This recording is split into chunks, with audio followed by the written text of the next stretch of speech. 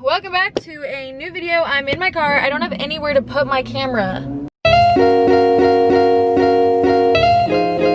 I woke up at like 6 in the morning starving. I don't know if this happens to anyone else. I will sometimes eat at like 5 p.m. or something and then not eat for the rest of the night, and then I'll wake up at 6 in the morning like ravenous, like a wild animal. And I thought it was a good idea to like make a bagel with eggs and bacon and spinach, and like at the time it tasted great. Like went right back to sleep right after. Like I ate, I went back to my bed, I fell right back asleep, and then I woke up and I felt like I was gonna throw up. I am now getting coffee because I want to be in more stomach pain.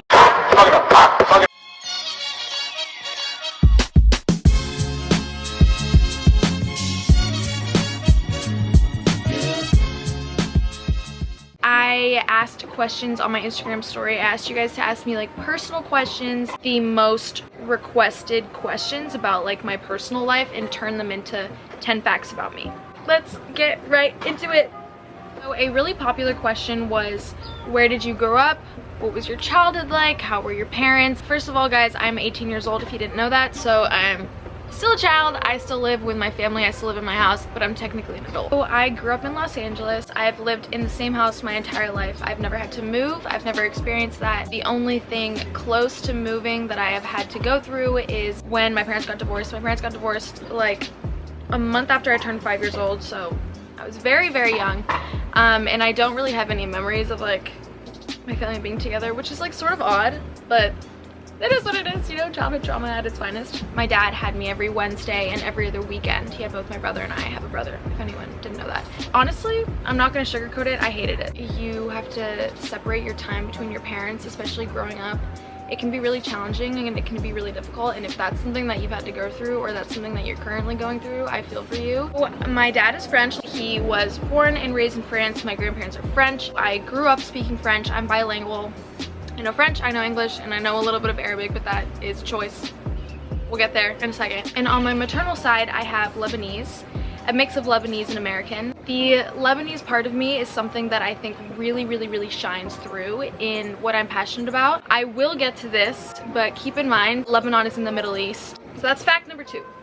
I'm French, Lebanese, and American. What led you to be so politically involved at such a young age? 95% of the questions had to do with my political activism and my keenness on involving politics in my life at such a young age. It started when I was 12 years old. My brother is a genius. He blows me away every single day. Every single time I have a conversation with him, I sit there and I'm like, this shit is hard. So my brother and my mom would always have political discussions at the dinner table. They would just go off. They would have full-on discussions. Keep in mind, he was probably 14 at the time and I was 12.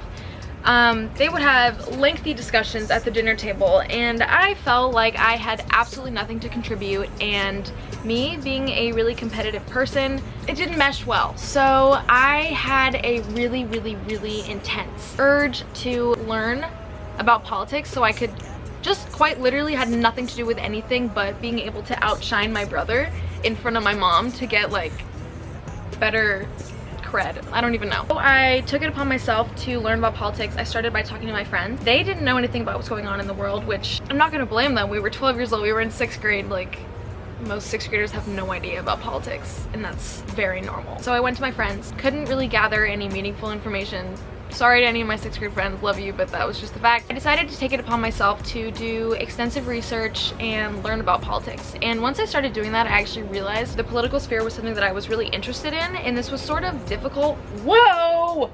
So I sort of went with that, and I sort of also went with the idea that it's really hard for young people like myself at the time to be able to read a news article and actually understand what it's saying and have all the basic facts so that they're knowledgeable enough to have a good understanding on the topic. I started this platform called the 2-Minute Times. It's a newsletter that I send out every single Sunday, that I have been sending out every single Sunday since I was 12 years old, basically summarizing the top headlines. So I take the 5 top stories that I think are most important and break it down into 5 to 7 sentences so that young people read up on, understand, and really know the news. I was doing it for a good 5.5 years with under 1,000 subscribers, and then I started growing on social media, and every week I'd get like 10,000 more subscribers. And when I tell you it was the best feeling in the whole world, it's one thing to like grow on social media and see all these people loving you, and like that itself is an incredible feeling.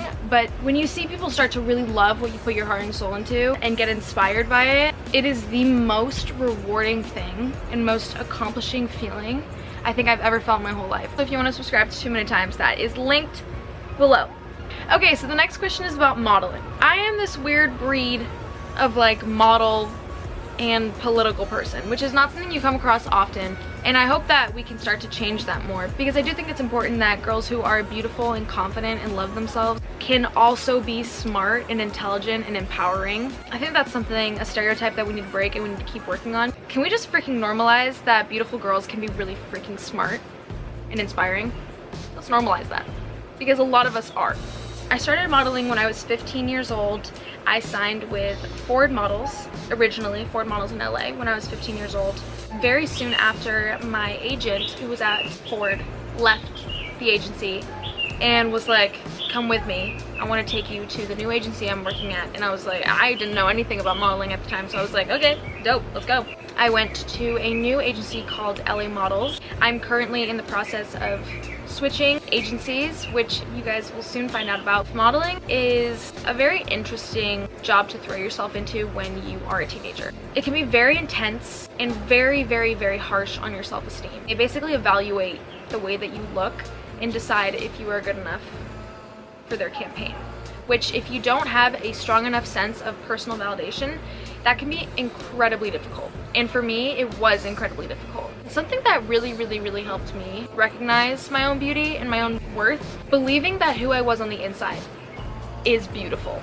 And for me, that came through politics and studying and challenging myself and becoming curious. Me falling in love with politics and foreign affairs, and I'll get to this later, but Middle Eastern foreign affairs specifically, made me realize that who I am on the inside is so important and so valuable, because I nurtured myself from within and gave myself validation from within that I was able to see I'm freaking beautiful on the outside too. You know, I'm beautiful on the inside and the outside, and that really came from pushing myself to develop my character. Did you ever get bullied for your weight, and how did you become more confident? I love you. I love you too. Yes, I did. I was a chunky child.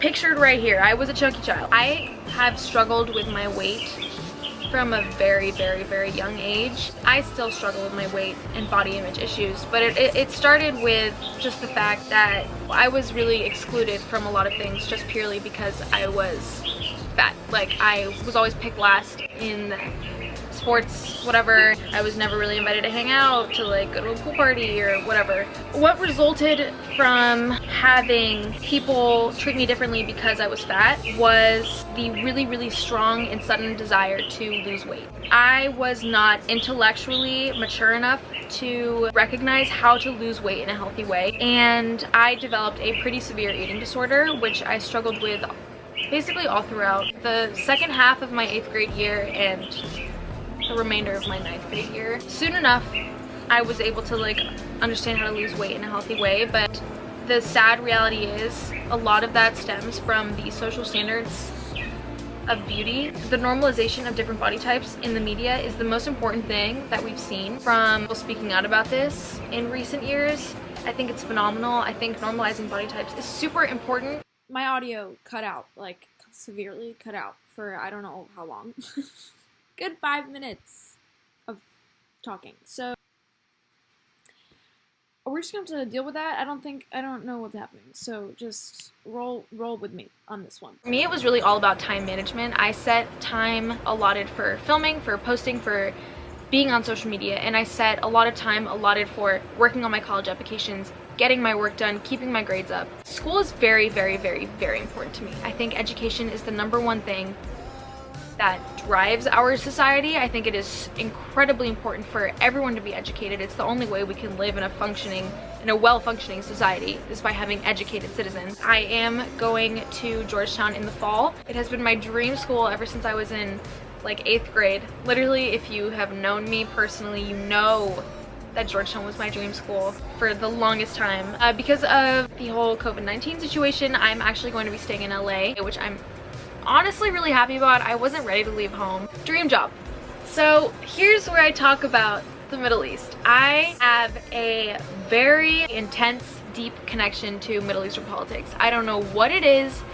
I cannot get enough. I love reading about Middle Eastern politics, Middle Eastern foreign affairs. I love reading treaties. I love reading documents that the US has in relation to Iran. Like, I wrote a paper on the Iran deal and I'm gonna write a whole like thesis on it just in my own free time. I freaking love the Middle East, guys. If you're hanging out with me and you see me like on my phone, you'll see me reading an article about like something happening in the Middle East right now. I started taking Arabic my junior year, just outside of school, just on my own time, and I'm gonna be taking Arabic as a minor in college, and I'm gonna be majoring in the Middle East, like Middle Eastern affairs, in college as well. The goal is to work at a private corporation, like a think tank, where I can actually write policy for the Middle East. Okay, last question. Are you introverted or extroverted? I think I'm mostly introverted. Like, I really enjoy being alone, and being around people gives me social anxiety. If you have social anxiety, join the club, because I have social anxiety. If I'm comfortable around someone, I am extremely extroverted. I'm hyper, I'm loud, I'm annoying. But if I'm really not comfortable around you, I shrivel up, I'm super shy. Okay guys, so that is it for the video. I am so sorry I never freaking post, but I'm gonna post more. I promise. I swear on my life. I'm pinky promising you right now. Pinky promise with me. Please subscribe, turn the notification bell on. I love you. I hope you have a beautiful rest of your day. Thank you for supporting me.